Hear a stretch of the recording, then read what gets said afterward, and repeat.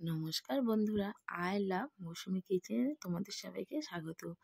তো আজকেও তোমাদের কাছে নিয়ে চলে আসলাম একটা ঢেঁড়সের অসাধারণ রেসিপি। তো তোমরা যদি এখন আমার চ্যানেলকে সাবস্ক্রাইব না করে থাকো তো তাড়াতাড়ি সাবস্ক্রাইবটা করে দাও, পাশে থাকা বেল আইকনটা প্রেস করে দাও। যখনই আমি নতুন নতুন ভিডিও যাবো সবার ফার্স্ট তোমাদের কাছে পৌঁছে যাবে। তো আমরা তো ঢ্যাঁড়সের সর্ষে ভেন্ডি অনেক কিছুই খেয়েছি। এইভাবে জিরে বাটা দিয়ে একবার ঢ্যাঁড়সের চচ্চড়ি করে দেখো, এটা অসাধারণ খেতে।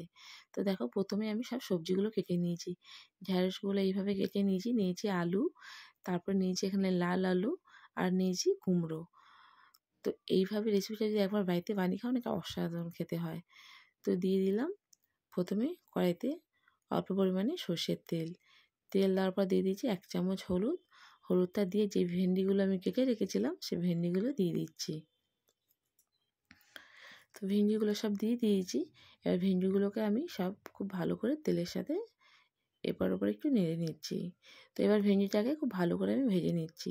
তোমাদেরকে বলে রাখি, তোমরা যারা নিরামিষ খেতে ভালো লাগে, যারা মাছ খেতে চাও না, মাংস খেতে চাও না, কেউ অনেকে ঢ্যাঁড়সও খেতে চাও না, তো যদি এইভাবে করে একবার রান্না করে খাও, আমি বলবো তোমরা আঙুল চেটে পুটে খাবে। তো ভেন্ডিটা আমার ভাজা হয়ে গেছে, ওটা আমি নামিয়ে নিয়েছি। এদিকে কড়াইতে দিয়ে দিলাম পরিমাণ মতন তেলটা গরম হয়ে গেছে, দিয়ে দিচ্ছি হলুদ 1 চামচ। এবার কি করব, এক এক করে যে আলুগুলো কেটে রেখেছিলাম সব দিয়ে দিচ্ছি। তো এই আলুটাকে আমি 2 মিনিটের মতন ভেজে নেব। তো 2 মিনিটের মতন আমি এদিক ওদিক আলুটা একটু ভেজে নিচ্ছি। দিয়ে দিচ্ছি এর ভিতরে একটুখানি লবণ, যাতে আলুটা খুব তাড়াতাড়ি সিদ্ধ হয়ে যায়। এবার এটা 2 মিনিট মতো ভাজা হয়ে গেছে। এবার যে লাল আলুগুলো কেটে রেখেছিলাম ওটা দিয়ে দিচ্ছি। লাল আলুটা দিয়ে এটাকে আমি 2 থেকে 3 মিনিটের মতন ভেজে নেব। কীভাবে আলুগুলোকে আমি খুব ভালো করে ভেজে নিচ্ছি, আর ভালো করে ভাজা হয়ে গেলে আলুটা সেদ্ধও থাকে। তো দেখো, আলুটা খুব ভালো করে ভাজা হয়ে গেছে। এবার এটাকে আমি নামিয়ে নিচ্ছি। তো ওই তেলের ভিতরে এবার আমি যে কুমড়োটা কেটে রেখেছিলাম ওটাকে দিয়ে দিচ্ছি। তো কুমড়োটাকেও আমি ভালো করে ভেজে নিচ্ছি। কুমড়োটা এবার আমি খুব ভালো করে ভেজে নিচ্ছি। তো একটু নেড়ে চেড়ে দিয়ে কুমড়োটা তো কুমড়োটা খুব বেশি নাড়তে হবে না। এখন নাড়ছো ঠিক আছে, যখন একটু ভাজা হয়ে যায় খুব বেশি নাড়লে কি হয়, ঘেটে যায়। তো একটু সাবধানে নাড়বে। দেখো, আমি খুব হালকাভাবে নাড়ছি, নাহলে কুমড়োটা ভেজে যাবে। তো কুমড়োটা ভাজা হয়ে গেছে, এবার এটাকে আমি নামিয়ে নিচ্ছি। তো কুমড়োটা ভাজা নামিয়ে নিলাম। ওই তেলের ভিতরে দিয়ে দিচ্ছি একটা তেজপাতা, একটা শুকনো লঙ্কা। এটাকে একটু হালকা করে নেড়ে চেড়ে ভেজে নেব। একটু হালকা ভেজে নিলে দেখবি এদিকে খুব সুন্দর একটা গন্ধ আসে। তেজপাতা শুকনো লঙ্কাটা একটা একসাথে ভাজলে একটা খুব সুন্দর ঘ্রাণ আসে। এবার দিয়ে দিচ্ছি 5 ফোড়ন 1 চামচ। তো 5 ফোড়নটা দিয়ে হালকা করে ভেজে নেব। দিয়ে দেবো এবার আগে থাকতে কুচানো পেঁয়াজটা এবার খুব ভালো করে তেলের সাথে নেড়ে চেড়ে আমি এবার ভেজে নেব। এবার দিয়ে দেবো এর ভিতরে 1/2 চামচ পরিমাণে লবণটা দিলে কি হবে, পেঁয়াজটা খুব তাড়াতাড়ি নরম হয়ে যাবে আর তাড়াতাড়ি ভাজা হয়ে যাবে। তো লবণটা পুরো পেঁয়াজের সাথে খুব ভালো করে মিশিয়ে দিয়েছি। দিয়ে দেখো পেঁয়াজটা কত তাড়াতাড়ি নরম হয়ে গেছে, ভাজা হয়ে গেছে। তো এবার এর ভিতরে দিয়ে দেবো টমেটো কুচি। টমেটোকে দিয়েও আমি খুব ভালো করে পেঁয়াজটা এবার ভাজতে থাকবো। পেঁয়াজের সাথে টমেটোটা ততক্ষণ ভাজতে থাকবো যতক্ষণ না টমেটোটা গলে আসছে।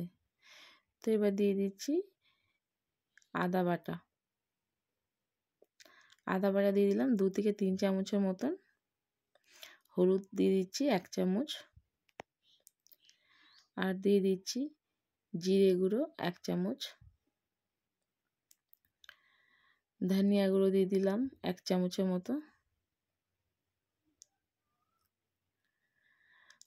আর দিয়ে দিচ্ছি 1 চামচের মতো সবজি মশলা। দিয়ে দেবো কিছু কাঁচা লঙ্কা চেরা। অল্প পরিমাণে জল দিয়ে দেবো। দিয়ে মশলাটাকে এবার খুব ভালো করে সব মশলার সাথে মিশিয়ে নিচ্ছি। আর এটাকে গ্যাসের ফ্লেমটা স্লো করে এগুলোকে খুব ভালো করে কষিয়ে নিতে হবে। হাই করে দিলে কী হবে, জলটা টেনে যাবে, মশলাগুলো আমার পুড়ে যাবে। তো গ্যাসের ফ্লেমটা মিডিয়াম করে আমি এই মশলাগুলোকে কষিয়ে নিচ্ছি। তো মশলাগুলো কষানো হয়ে গেছে, দেখো সাইড দিয়ে কেমন তেল ছেড়ে এসছে। আমি এটাকে একটু নেড়ে দিচ্ছি। এইভাবে করে আরও 2-3 মিনিট মশলাটাকে আমি আরও কষিয়ে নিচ্ছি। ততক্ষণ কষাবে মশলা দিয়ে যেন আদার গন্ধ না বেরোয়। মশলাটা খুব ভালো কষানো হয়ে গেছে। এবার যে সবজিগুলো ভেজে রেখেছিলাম এক এক করে দিয়ে দিচ্ছি। তো সবজিগুলো দিয়ে মশলার সাথে ভালো করে মিশিয়ে নিচ্ছি, যাতে সব মশলার সাথে সবজিগুলো মিশে যায়। আর একটু আলতো হাতেই নাড়বেন, যেহেতু কুমড়োগুলো ভাজা আছে, বেশি নাড়লে কী হবে, ঘ্যাট হয়ে যাবে। তো একটু হালকা করে নেড়ে করবেন। দিয়ে দিচ্ছি পরিমাণ মতো লবণ। লবণটা আমি লাস্টে দিচ্ছি, প্রথমে দিইনি, তাহলে গলে যেত সবজিগুলো ঘাঁটতে ঘাঁটতে। এবার লবণ দিয়ে দিলাম পরিমাণ মতন জলটা দিয়ে দিয়েছি। দিয়ে এবার সব সবজির সাথে জলটাকে আমি খুব ভালো করে মিশিয়ে দিচ্ছি। তো দেখো খুব ভালো করে এটাকে আমি নেড়ে ছেড়ে দিলাম। এবার এর ভিতরে দিয়ে দেবো যে ভেন্ডিগুলো আগে থাকতে ভেজে রেখেছিলাম, ওই ভেন্ডিগুলো দিয়ে দিচ্ছি। আর আমি খুব বেশি পরিমাণে জল দিইনি, যেহেতু এটাকে গা মাখা হবে, তো আমি অল্প পরিমাণে জল দিয়েছি। আপনারা যদি চান এটাকে একটু ঝোল টাইপের বানাবেন তো বানাতে পারেন। তো আমি যেহেতু এটা গা মাখা টাইপের বানাবো, তার জন্য আমি অল্প পরিমাণে জল দিয়ে দিয়েছি। এবার সব সবজির সাথে আমি ভেন্ডিটাকে মিশিয়ে নিচ্ছি। তো মেশানো হয়ে গেছে। এইভাবে করে এটাকে আমি ঢাকা দিয়ে 5 থেকে 7 মিনিটের মতন আমি রান্না করে নিচ্ছি। তো এটাকে আমি ঢাকা দিয়ে দিলাম, 5 থেকে 7 মিনিট পর আসছি। তো দেখো পুরো জলটা টেনে গেছে, সবজিগুলো আমার একটাও ভাঙেনি, গোটা গোটাই আছে। এইভাবে রেসিপিটা একবার বাড়িতে বানাও, এটা দুর্দান্ত খেতে হয়। তোমরা যারা নতুন নতুন রেসিপি দেখতে চাও তো আমাকে কমেন্ট করে জানাও। বাই।